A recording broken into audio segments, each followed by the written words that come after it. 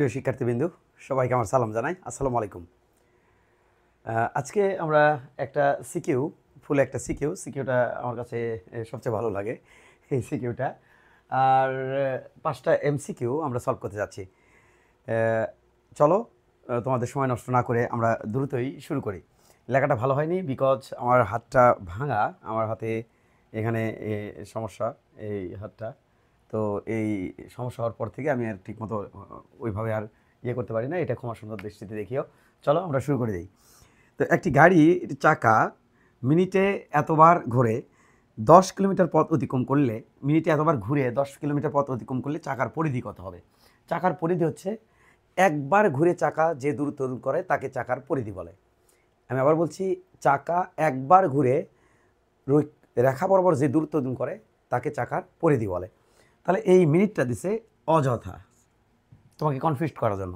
তাহলে 2000 বার ঘুরে যায় হচ্ছে কত কিলোমিটার? 10 কিলোমিটার যায়। তাহলে 2000 বার ঘুরে যায় হচ্ছে 10 কিলোমিটার। 10 কিলোমিটার মানে 10 লিখে 1 2 3টা শূন্য, এত মিটার।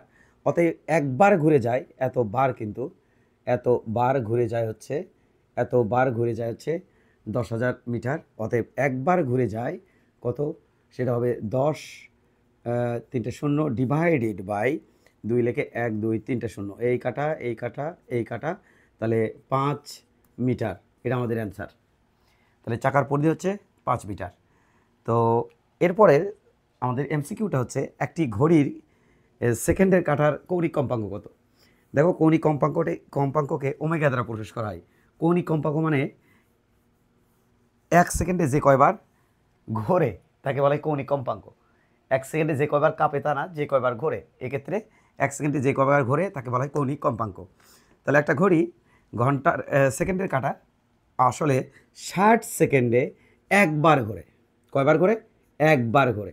তাহলে 60 সেকেন্ডে ঘোরে সেকেন্ডের কাঁটা, 60 সেকেন্ডে একবার ঘোরে। তাহলে 1 সেকেন্ডে কয়বার ঘোরে?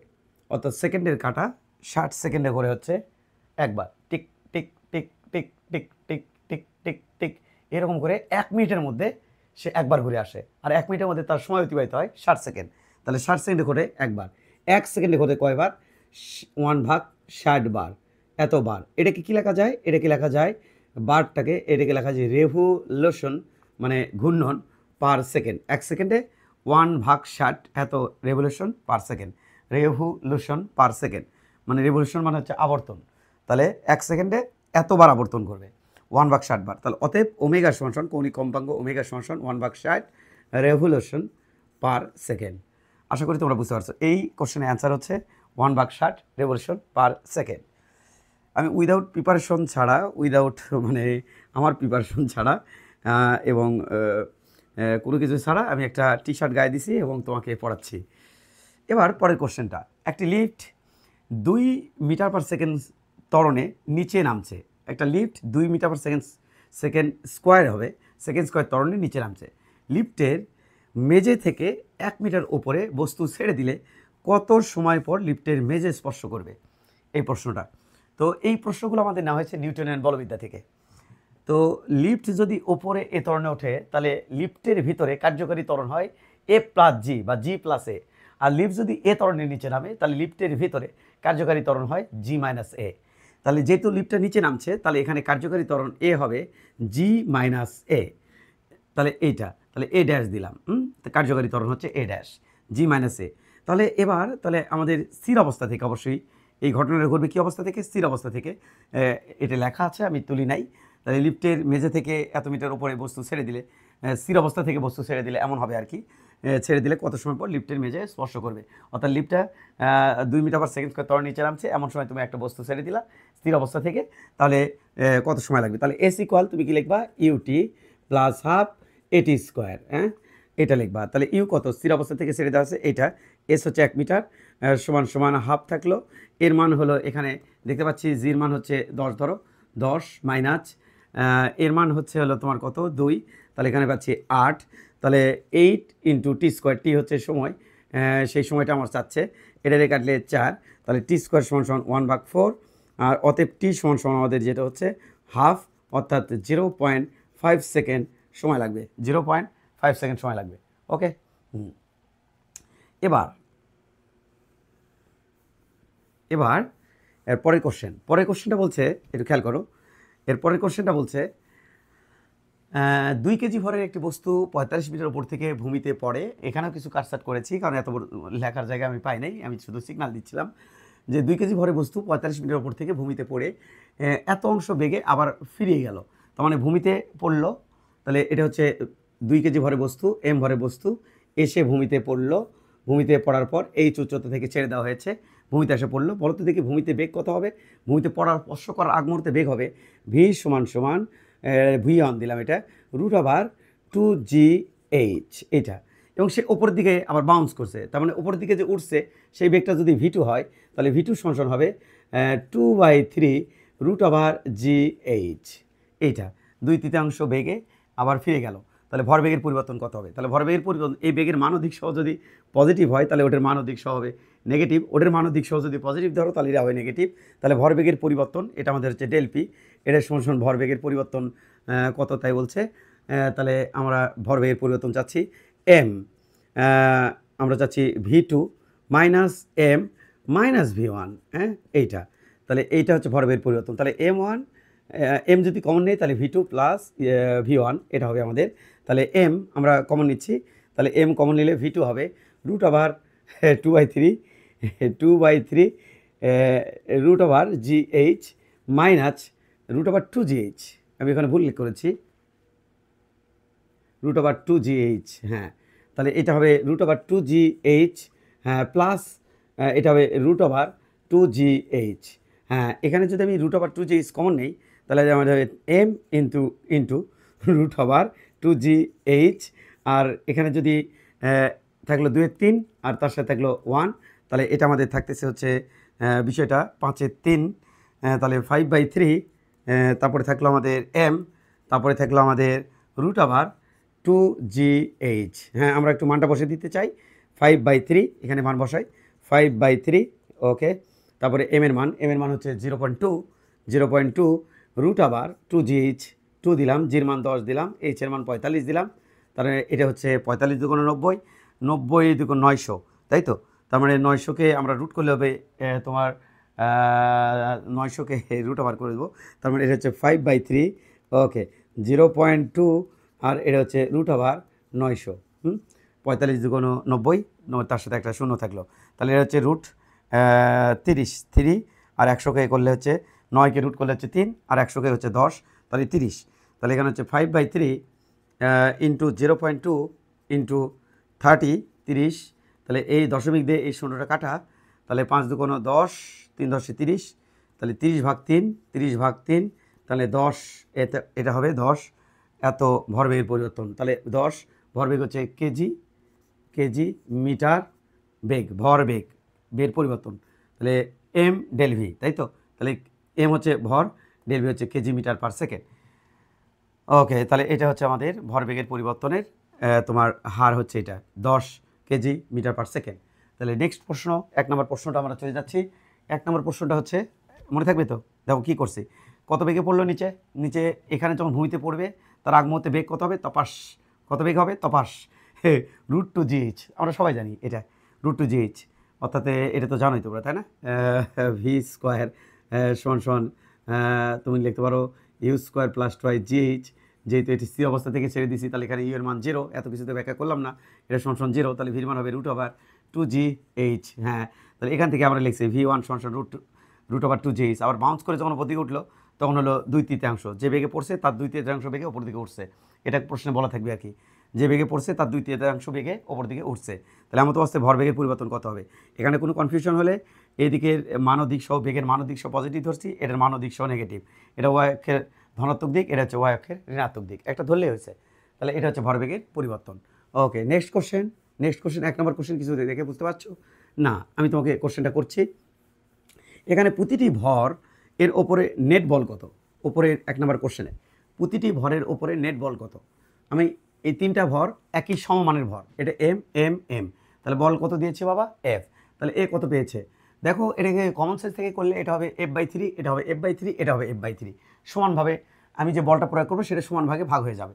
যদি এটা আমি প্রমাণ করতে চাই তাহলে বিষয়টা হবে এমন, একটু খেয়াল করে দেখো বাবা, এখানে টানের মান দিলাম T1, এখানে টানের মান দিলাম T1, এখানে টানের মান দিলাম T2, এখানের মধ্যে টানের মান দিলাম T2। ওকে, তাহলে এবার আমি এটা কি লিখতে পারি? আমি লিখতে পারি সংক্ষেপে F ইকুয়াল এম এ। তাহলে F equal m net, net মানে মোট আর কি, এম নেট ইন্টু এ। তাহলে এর মান কত হবে? F by m net. M net মানে কত? মোট বল কত? তাহলে এটা দিয়ে ভাগ দেবো। তাহলে এম নেট কত? M plus m plus m, 3m এইটা।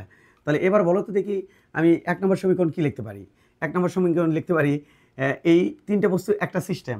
তাহলে এই প্রথম সি নাম্বার বস্তুটা যে ধরনে যাবে এটাও একই ধরনে যাবে, এটাও একই ধরনে যাবে। তাহলে তিনটের মধ্যে ত্বরণটা কমন। তাহলে তিনটের মধ্যে ত্বরণটা কমন। এখান থেকে আমি কী লিখতে পারবো? এটার উপর লব্ধি বল মোট কত? এফ মাইনাস এ বলের মান দিক সহ পজিটিভ, কারণ এদিকে ত্বরণ যাচ্ছে ওই বলের কারণে। তাহলে এফ মাইনাস এম এ সমান সমান extremely sorry, F minus T one সমান সমান এম এ। তাহলে এম আর এর মান হচ্ছে বাবা এফ বাই 3m। হ্যাঁ, এটা কাটে গেল। এবার এটা থেকে আমি কী লিখতে পারি? T1, যেহেতু এটা বড়ো, যেহেতু বস্তুটা এদিকে যাচ্ছে, তাহলে পুরো সিস্টেমটা যদি এইদিকে এম ভরটা এদিকে যাচ্ছে, তাহলে এম ভরের ফ্রি বডি ডায়াগ্রাম থেকে আমি লিখতে পারি T1 মাইনাস T2 সমান সমান এম এ। তাহলে এম এর মান কত বাবা? F by 3m। হ্যাঁ, এটা কাটা। এখান থেকে আমি কী লিখতে পারি? T2 সমান সমান এম এ। এম এর মান কত বাবা? F by 3m। হ্যাঁ, এবার এম কাটা। এই দুটি থেকে তুমি একটু সলভ করলে এটা কাটে গেলে আমি লিখবো T1 সমান সমান কত লিখবো বাবা? দেখো T1 সমান সমান আমি কত লিখবো? T1 এটা সমান সমান কেটে গেল। T1 সমান সমান লিখবো আমি এফ বাই 3। হ্যাঁ, T1 সমান সমান আমি লিখবো হচ্ছে এফ বাই 3। এটা এফ বাই 3 না, সরি এক্সট্রিমলি সরি, এটা কেটে গেল। তার মানে এটা কেটে গেল, মানে এই সমীকরণ, এটা 1 নম্বর সমীকরণ, এটা 2 নম্বর সমীকরণ, এটা 3 নম্বর সমীকরণ। এই 2 আর 3 যোগ করে দিলে, এটা এই দুটো যোগ করে দিলে আমি কী পাচ্ছি? T1 সমান সমান এটা যোগ এটা, তাহলে 2f/3 এটা পাচ্ছি। তাহলে এবার তুমি যদি এই T1 এর মানটা ওর মধ্যে বসাই দাও, তাহলে তো তুমি এটার উপরে উপযুক্ত বল পাচ্ছ। তাহলে T1 এর মান পেয়ে গেছি, তাই তো? আচ্ছা, এবার তুমি দেখো তো বাবা T2 মান কত? T2 মান হচ্ছে, একটু খেয়াল করে দেখো, T2 মান হচ্ছে এফ বাই 3, অলরেডি পেয়ে গেছি। আর T1 এর মান কত হচ্ছে? তাহলে T1 এর মান হবে T1 মাইনাস T2 ইকুয়াল, আমরা কত পেলাম? T1 মাইনাস T2 ইকুয়াল কত পেলাম? T1 মাইনাস T2, অর্থাৎ T1 আমরা কত পেয়েছি? T1 আমরা পেয়েছি এটা। তাহলে এটা সমান সমান T2 সমান সমান এটা আমরা কত পেলাম? f/3। f/3 T2 মানে কত? f/3। T2 মানে কত বাবা? f/3। আমি এভাবে বের করতে পারি আর কি। তাহলে T1 সমান সমান কত হচ্ছে? f/3 মাইনাস মাইনাস না প্লাস T2।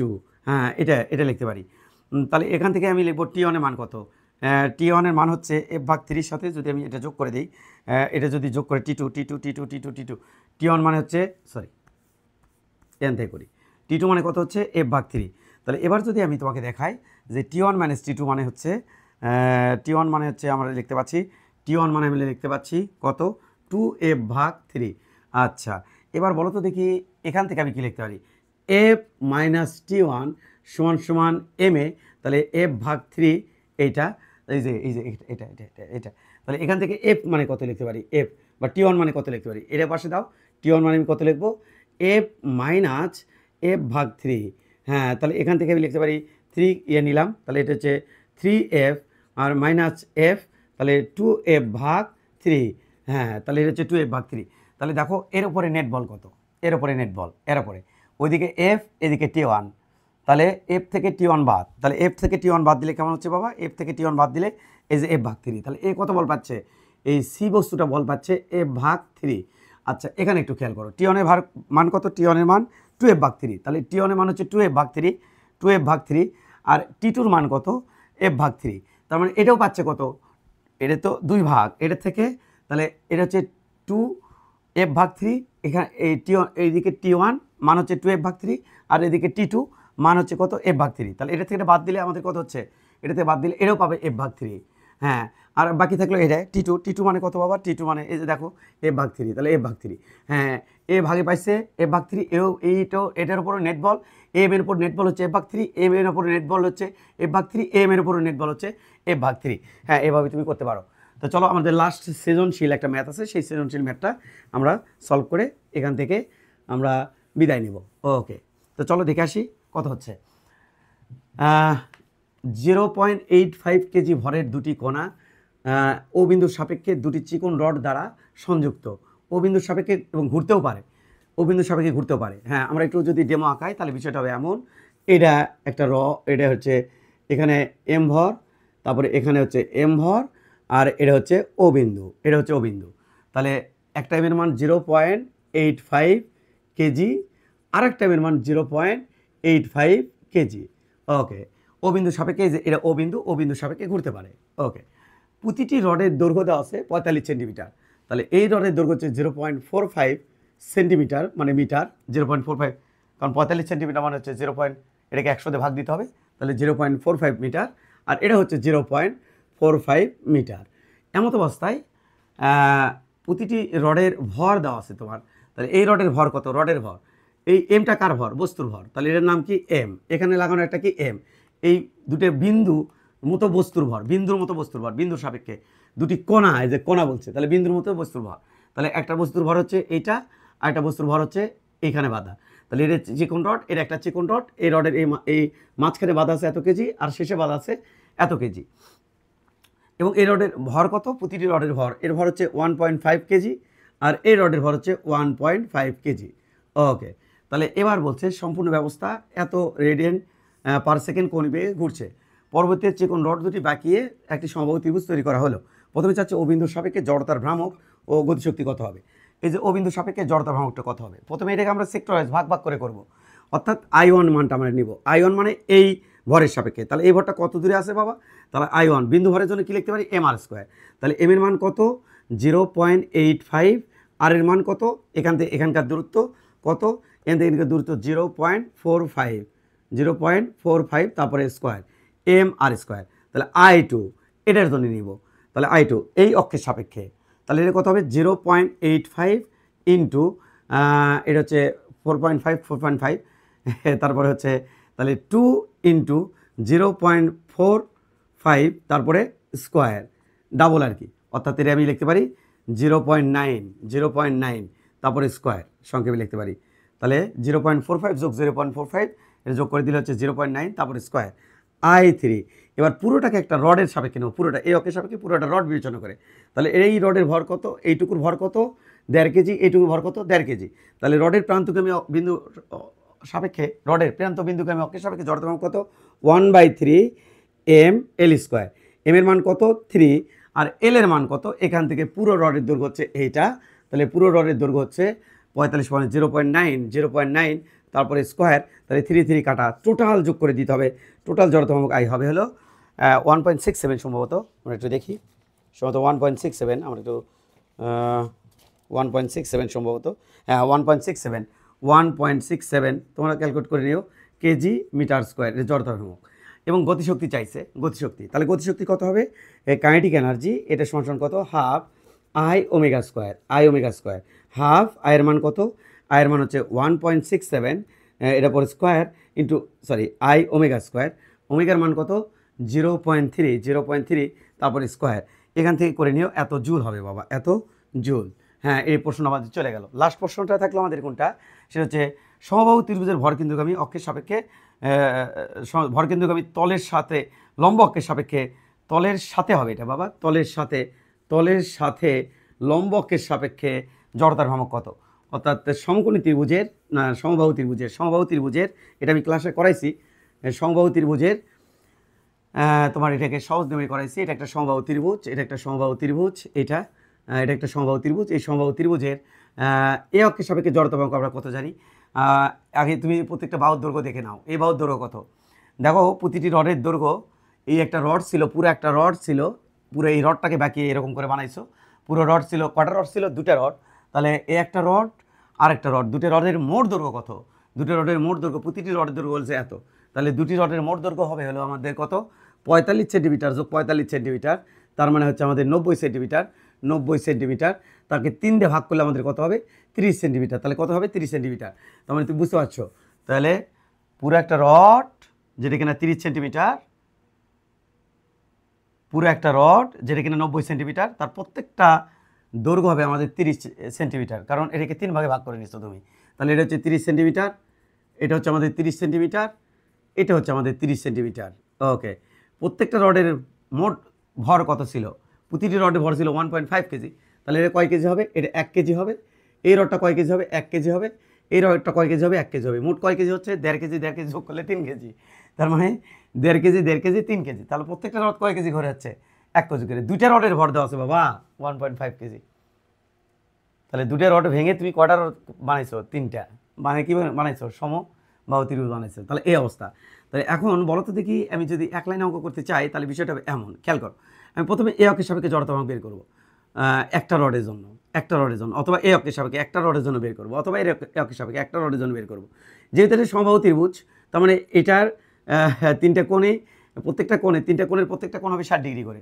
তাহলে এমত অবস্থায় তুমি এক কাজ করো, সেটা হচ্ছে এর সমস্ত বাইসেক্টর রাখো। হ্যাঁ, এটার বাইসেক্টর রাখো। হ্যাঁ, এটার বাইসেক্টর রাখো। হ্যাঁ, তাহলে তুমি দেখো তো বাবা, এটা কত, মোট কত ডিগ্রি? 60 ডিগ্রি। তার মানে এটা কত ডিগ্রি হবে? 30 ডিগ্রি। আর এটা তোমার দরকার কেন? কেন দরকার আমার? কারণ যে কোনো একটা রড নাও, রডের এই অক্ষের সাপেক্ষে জড়তার ভ্রামক আমি চাচ্ছি কত হবে বাবা? এই অক্ষের সাপেক্ষে জড়তার ভ্রামক, রডের ভরকেন্দ্রগামী লম্ব অক্ষের সাপেক্ষে জড়তার ভ্রামক, এটা আমাদের হবে I = 1/12 ml²। হ্যাঁ, এবার এই অক্ষের সাপেক্ষে যদি আমি চাই তাহলে সমান্তর লক্ষ্য উপপাদ্য ফলাতে হবে। এইটার নাম দিলাম H। তখন এই অক্ষের সাপেক্ষে কত হবে? এটা অক্ষের সাপেক্ষে হবে I = এটা তখন হবে ICM। তাহলে এটা কি হয়ে যাবে? ICM। তাহলে এই অক্ষের সাপেক্ষে কত হবে? এই অক্ষের সাপেক্ষে এখানকার যে অক্ষ, এই অক্ষের সাপেক্ষে এর ঘোরা প্রবণতা কেমন হবে? তাহলে এটা হবে I = 1/12 ml² অর্থাৎ ICM সমান্তর লক্ষ্য উপপাদ্য বারে ICOM প্লাস m রডের ভর L² না হয় H²। এখানে হচ্ছে, এটা হচ্ছে H। স্যার H এর মান কত? দেখো এটা হচ্ছে বাইসেক্টর, কিন্তু এটা কিন্তু বাইসেক্টর, এটা কিন্তু বাইসেক্টর। তাহলে এই পুরো রডের দৈর্ঘ্য যদি L হয়, এর রডের দৈর্ঘ্য L হবে, এই রডের দৈর্ঘ্য L হবে। তাহলে এটা L আর অর্ধেক দৈর্ঘ্য কত? L/2। হ্যাঁ, এবার এটাকে তুমি কিন্তু এটাকে কাজে লাগায় তুমি কিন্তু এই H এর মান বের করতে পারবা। কীভাবে? tan θ অর্থাৎ tan 30 ডিগ্রি সমান লম্ব ডেট বাই অতিভুজ। এক্ষেত্রে এটা মানে লম্ব, আর অতিভুজ লম্ব ডেট বাই ভূমি, ভূমি হবে L/2।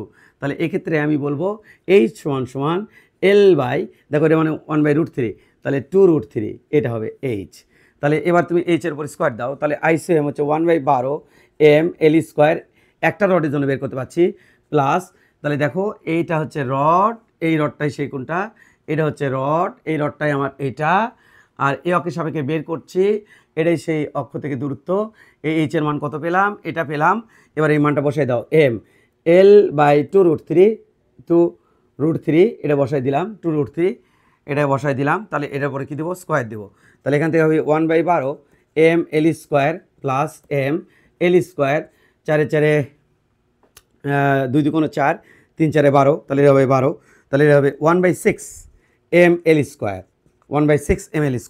তাহলে কয়টা রডের জন্য বের হয়েছে? একটা রডের জন্য। তাহলে 3টা রডের জন্য কত হবে? এখানে 3 দিয়ে কী করতে হবে? ভাগ করতে হবে। তাহলে মোট I কত হবে? তাহলে মোট I, সেটা I ড্যাশ ধরলাম। তাহলে I ড্যাশ কত হবে? 1/6 ml² গুণন 3, মানে 3টা জড়তা ভ্রামক। এটাতে পেলাম I1, এটাতে পেলাম I2, এটাতে পেলাম I3, সব যোগ করে দিলাম। এই অক্ষের সাপেক্ষে এই রডের পেলাম হচ্ছে 1/6 ml²। এই অক্ষের সাপেক্ষে এই রডের জন্য আমি পাবো 1/6 ml²। এই অক্ষের সাপেক্ষে এই রডের জন্য আমি পাবো 1/6 ml², বিকজ অফ এটা হচ্ছে H, এই দৈর্ঘ্য কত? H, এটাও কত? H। তাহলে এই অক্ষের সাপেক্ষে আমাদের জড়তা ভ্রামক চাইছে, ওই যে ভরকেন্দ্রগামী তলের সাথে লম্ব অক্ষের সাপেক্ষে। তাহলে ভরকেন্দ্রগামী এটা যদি আমাদের ত্রিভুজ হয়, এটা যদি আমাদের একটা ত্রিভুজ হয়, তাহলে ভরকেন্দ্রগামী লক্ষ্য অক্ষের সাপেক্ষে জড়তা ভ্রামক কত হবে? এইটা। তাহলে কাটাকাটি করলে হচ্ছে ml²/2। m এর মান কত কেজি দেওয়া আছে বাবা? m এর মান মানে কি? প্রতিটি রডের ভর। তাহলে প্রত্যেকটা রডের ভর কত? 1 কেজি। আর দৈর্ঘ্যের মান কত? 30 সেন্টিমিটার। তার মানে 0.3, এটা পরে স্কোয়ার ডিভাইডেড বাই 2। তাহলে 3 3 9, 3 3 9, তাহলে এটা আমাদের হচ্ছে তোমাকে যদি দেখাই 0.055। আচ্ছা, তুমি কি বুঝতে পারবে না? কি দেখেছি, দাঁড়াও। 1 × 0.3 গুণন 0.3, এটা মানে 0.3 পর স্কোয়ার ডিভাইড বাই 2। তাহলে এটার জন্য আমি একটা শূন্য নিলাম, এটার জন্য আমি একটা শূন্য নিলাম। তাহলে এটা 3 3 9, 9 থেকে 2 দিয়ে ভাগ করলে 4.5, 4.5কে 100 দিয়ে 4.5 4.5কে 100 দিয়ে ভাগ করলে 0.045 কেজি জড়তার ভ্রামক তো চাচ্ছিল। হ্যাঁ, মিটার স্কোয়ার, এটা আমাদের অ্যান্সার। Good night.